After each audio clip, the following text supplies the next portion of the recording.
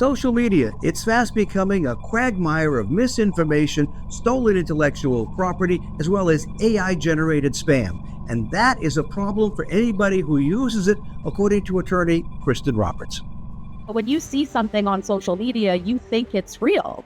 And we're not often inclined to look at something and go, oh, well, let me research this and make sure that that's correct. AI-generated fakes are filling our feeds because social media algorithms are offering them over other content, many times creating emotionally exploitive posts. Just recently, millions saw these. Right after the hurricanes came through, people were saying, oh, look at the sad sight of Disney World right now. And there was like a little kid being carried, like Pluto was carrying him out of the wreckage, and it just wasn't real. It was just an AI generated image that just started floating around the internet. An MIT Media Lab study found that false news spreads more rapidly than real news on social media. With fake stories 70% more likely to be reposted than true stories.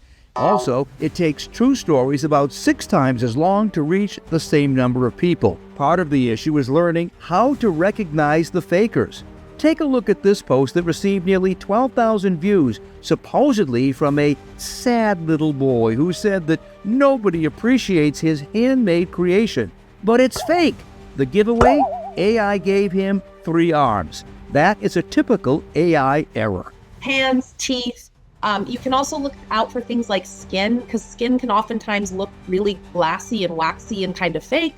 A lot of fake posts on social media are aimed at creating a visceral gut reaction, many using altered versions of stolen images or audio from elsewhere on the internet. That's where you start questioning. Okay, I'm really riled up right now over this. Should I be?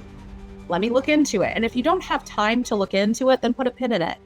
And don't reshare it, and don't take it as fact. Roberts believes that media and internet literacy need to be taught in schools because they're becoming hugely important in our society. You also need to avoid taking items off the internet and repacking it as your own, claiming it's just fair use. That's really murky ground. People will pick something up and they'll just run with it. They'll repost it. They'll reshare it. They'll stitch it. They'll put their own spin on things. So the question becomes, where does that theft start? Because AI-created posts and spam generate tremendous amounts of engagement for social media companies, don't expect them to do anything about it. Instead, you have to be skeptical about what you see, hear, and read on the internet. Working for you, I'm the consumer guy, Steve Sprazier.